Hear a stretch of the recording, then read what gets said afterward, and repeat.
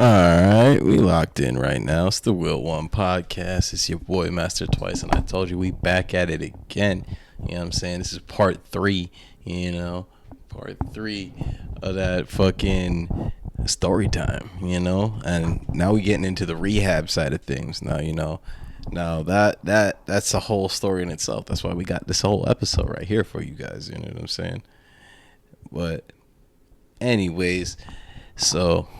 Now, when I first got to rehab, after leaving the hospital, and I'll tell you guys about that crazy story, that's one of my, exits to leaving the hospital.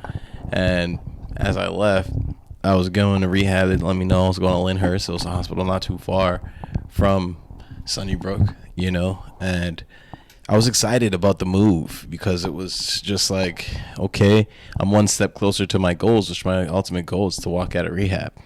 And that's what I was thinking because, I'm kind of getting better here in the hospital and thinking, all right, rehab's the next step. Now, when I got there, like I said, setting the goal was obviously to walk.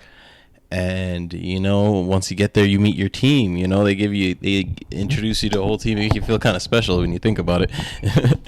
Because, I know I did for a little bit.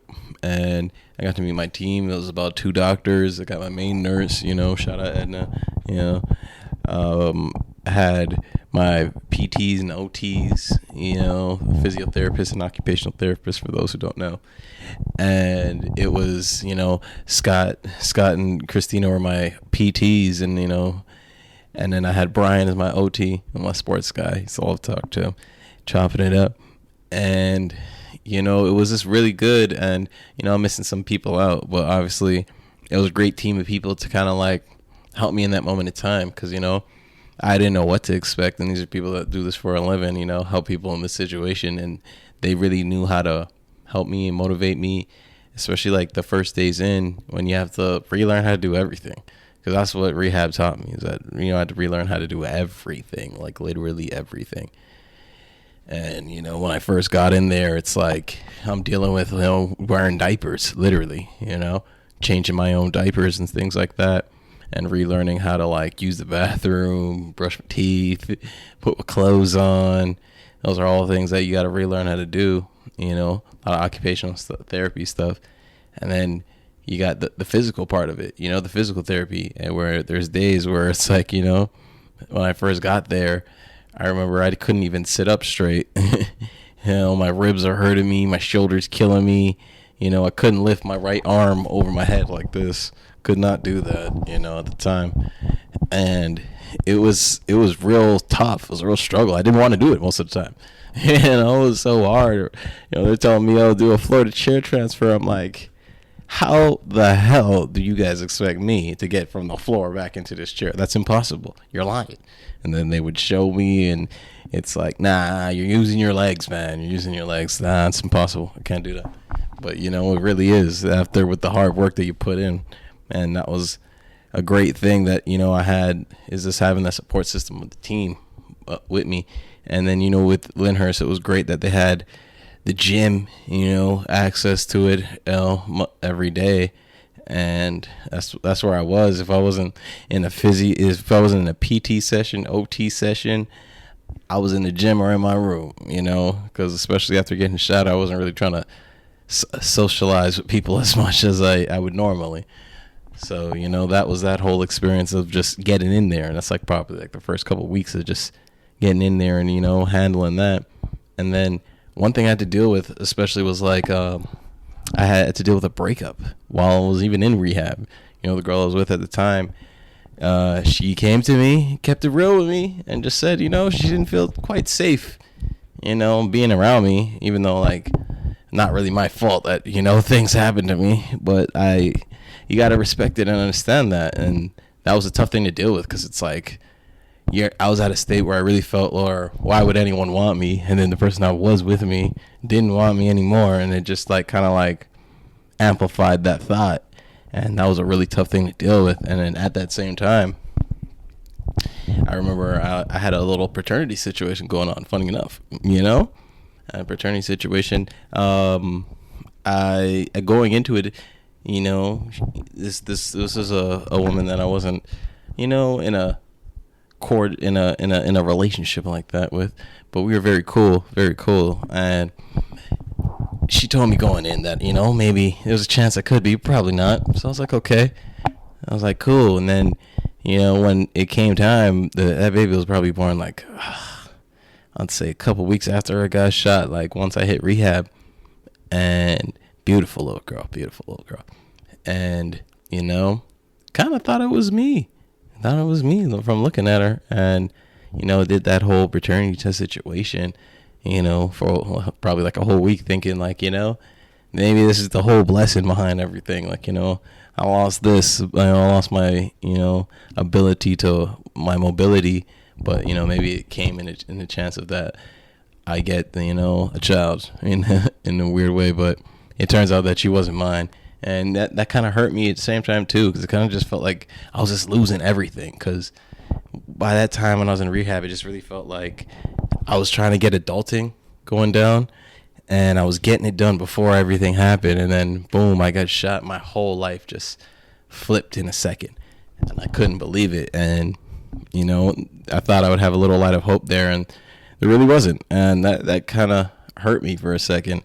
It was really tough to deal with, but the rehab schedule, the workout schedule, was the one thing that kind of got me back on track, because it was like, all right, you can only control what you control, and what I can control right now is working as hard as I can to try to reach my goals, because that was my thing now. It's like, all right, I got to do this for me, not only me, but like, the people who love me, who see me in this situation, are just hoping and praying that, one day I overcome and, get up out of it.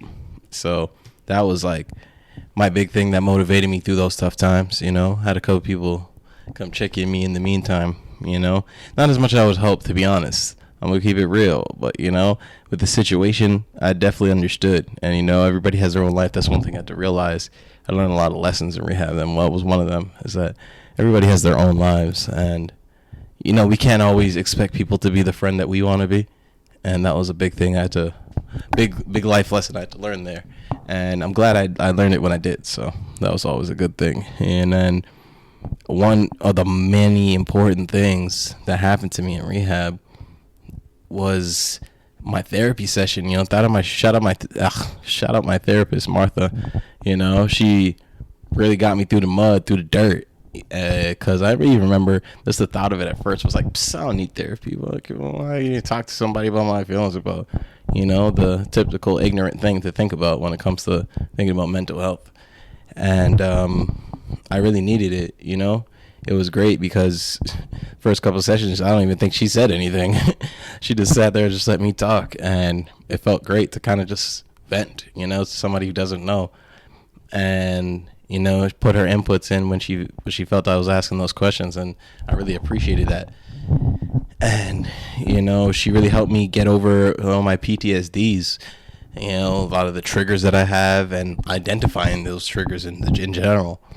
And I really appreciate it for that, because like one of my big triggers was listening to that song that I mentioned in the first story time, "Hello" by Erykah Badu, and Under 3000, where every time I listen to, even to this day, it still brings like a chill down my spine. Like, it's a eerie feeling I always kind of get whenever I hear the song, see the cover art, anything, because it just brings me right back to that. And and I'm still sitting down at that, because when it happened to me, I was sitting down. So it's like, it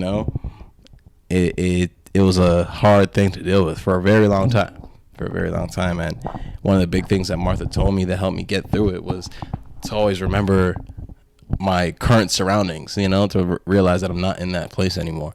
Man, that was a big thing for me. And she just gave me a lot of tips to help me push through a lot of the daily triggers I would get, with my anxiety, with my PTSD. And I owe so much to her for that. She really, really helped me out a lot. And that's why therapy sessions in general are just great for people, And I honestly suggest everybody has it, because we all have our issues that we go through, but we feel like we can't be vulnerable enough to, put them out in the open. But that's really how we heal, Only way to heal is sometimes to break it down, to build it back up.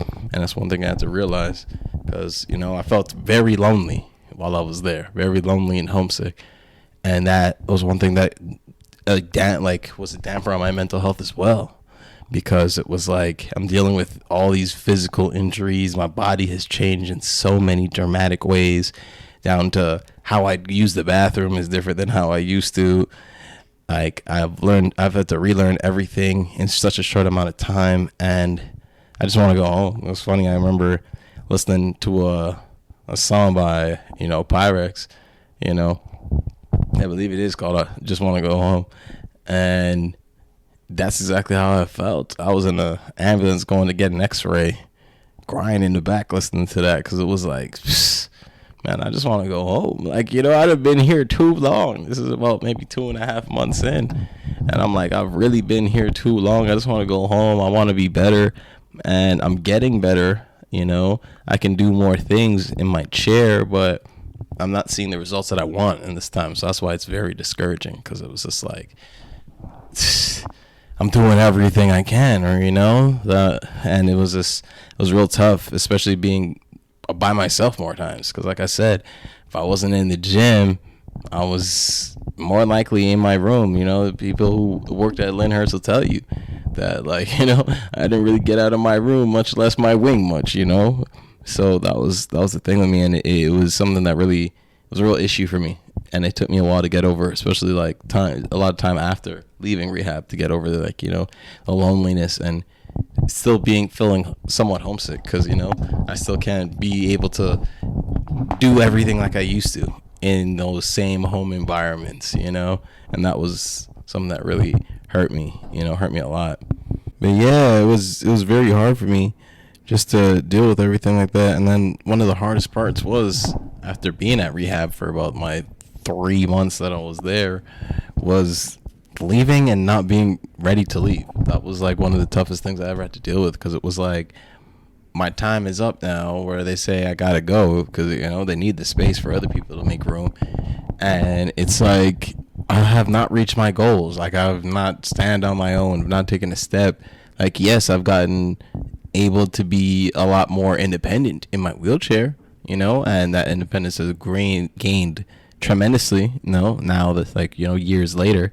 But at the time, it was just tough to realize that I'm not on my feet like I thought I said I would be when those doctors told me that I wouldn't walk again. And that was one of the toughest things to deal with, because it was like how am I supposed to really go on with my life and try to accomplish goals when one of the biggest goals I've ever set for myself in my whole life I couldn't achieve. And it was a tough time for me just to comprehend that and deal with it. I'll never forget, Scott came to me, my PT physiotherapist, and he was just like, when you first came in here, you couldn't even sit up at the edge of the bed. And sometimes you just got to realize, even though you're not where you want to be, you've come a long way. And since you've come a long way, there's no need to look back, And that was a big lesson I had to learn. And it was a great life lesson I had to learn. That's a great thing about rehab, is that it taught me so many life lessons, and things that I'll take with me the rest of my life, because you got to realize sometimes you're going to be disappointed because things aren't going to go your way, but that doesn't mean that's the end of it. That's not the end of the story. It can always continue on. And that was a big thing that I had to realize, and I did eventually. But in that moment in time, it was real hard dealing with that disappointment, because, it's just something that you're just not like, it feels like everything just was just like added on top of each other. Like, you've lost everything.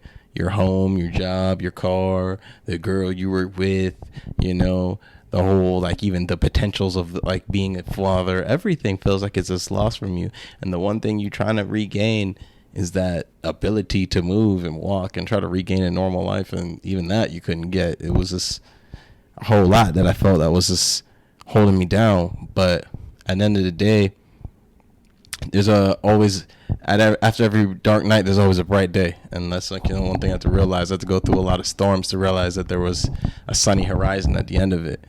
And, and that's how it kind of crept on and kept going when I was released from rehab, and actually moved into my first apartment by myself. And that was like another step into the goals, or life goals I'm now achieving in my predicament. So, But, you know, we going to leave it right there, though, because that could be, you know, drop for another story time. I'm just saying, if you guys want more of this, you already know to like, comment, subscribe, all that good stuff for your boy. You know what I'm saying? Because I know there's more Wheel1s out here that fucking with a Wheel1.